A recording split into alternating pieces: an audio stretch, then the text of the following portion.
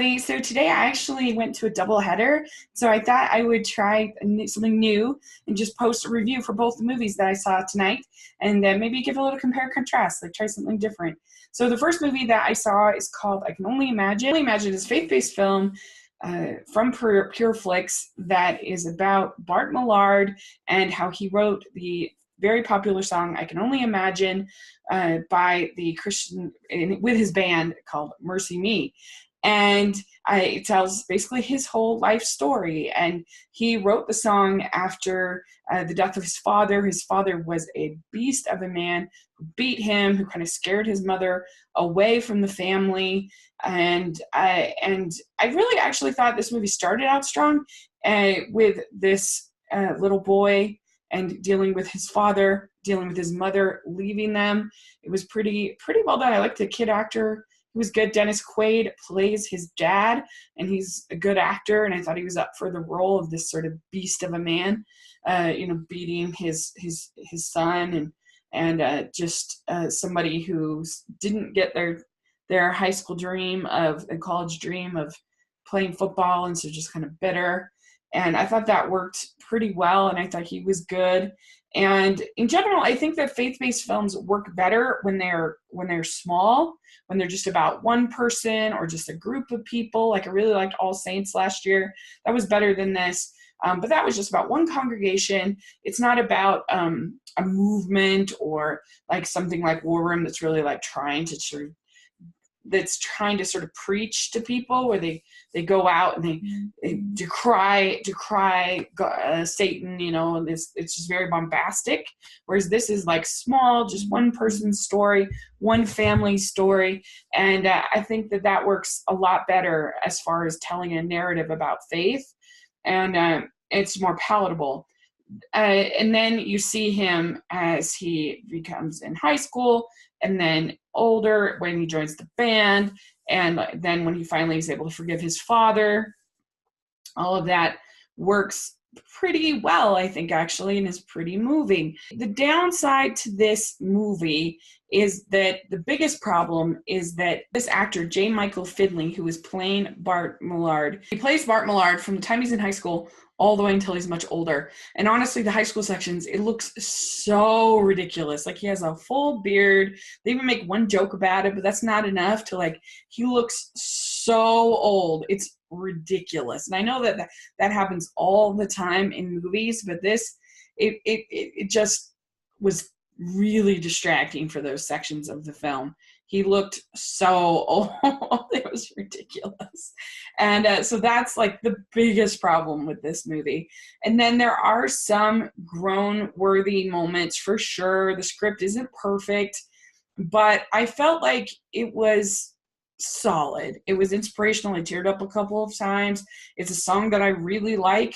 So if you hate this song, of course you're not going to like this movie. But I really like this song.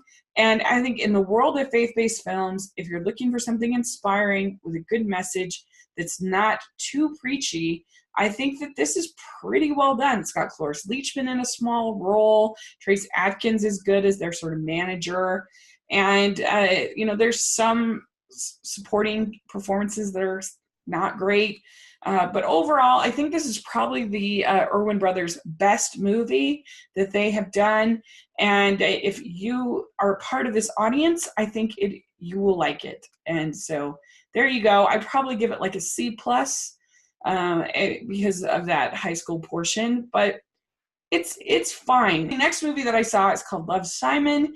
And this is a movie about a young man who is closeted, I guess. He's gay, but he doesn't want to admit that he's gay. And they have this sort of confessional portal where they write their confessions on this Tumblr, this website, whatever. And he finds somebody else's confession. He responds to that confession, and they start having this dialogue. These happen where someone tries to manipulate him, things like that. I don't want to get into it, spoilers, everything, but this is a really sweet movie with huge heart, great performances. I love Jennifer Garner and Joss Duhamel as the parents. They were great, and it felt like earned and authentic. I felt like their responses and their reactions were so good. I really liked his friends. like his core group of friends. That felt pretty authentic. Whereas like a movie like The Duff, to me, like it didn't feel authentic because it's not a horrible movie, but I felt like she just like dismissed her friends from like many years kind of coldly and kind of at the drop of a hat without giving them much of a time to explain themselves. And also, I felt like in The Duff, the whole online kind of thing felt a little inauthentic to me in that movie. There's scenes where things that I felt like this should be a super embarrassing thing that's just happened to you, and they were just like, "Oh, just own it, just deal with it." This felt definitely way more like genuine how you'd really respond to certain things. The only problem I had with this movie is there's one character who becomes kind of a blackmail character, becomes kind of an antagonist character, and he was very grating. I know he's supposed to be a kind of a villain type character, but he was a little much in my opinion. I got sick of him real quick, and he's like a terrible human being, horrible. And I don't know. So again, this is kind of like, if this sounds like something that you will like, I think you'll probably like it. It's very sweet. It's a very well done high school movie. Robinson's really good. I think as Simon, I've always liked him, even in Jurassic World, which I did not like. I thought he was pretty good. And so yeah, he's a fun actor, and yeah, I really enjoyed it, despite me being annoyed by the one character. So that's my thoughts. I'd probably give Love, Simon like a B plus. It was really solid. I enjoyed it. Anyway, so that's my thoughts on Love, Simon. Really cute, and I can only imagine worth a watch if you're in the target demographic. So there you go. Let me know what you think of this. Do you like this comparison and talking about these films?